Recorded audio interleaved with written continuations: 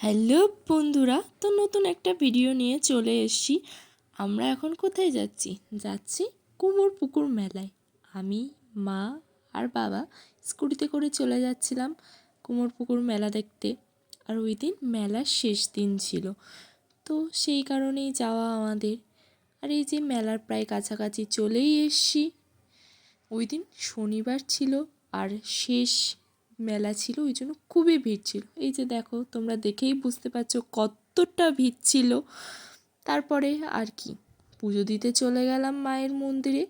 এই যে তোমরা ঠাকুরটাকে দেখে নাও, দেখাই যাচ্ছে না এতটা ভিড়, তবুও আমি ঠেলে গিয়ে দেখলাম।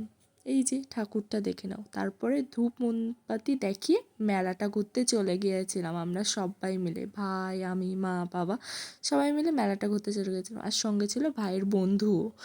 মেলা ঘুরে টুরে আর এই যে এখানে গিয়ে এই গেম খেলা।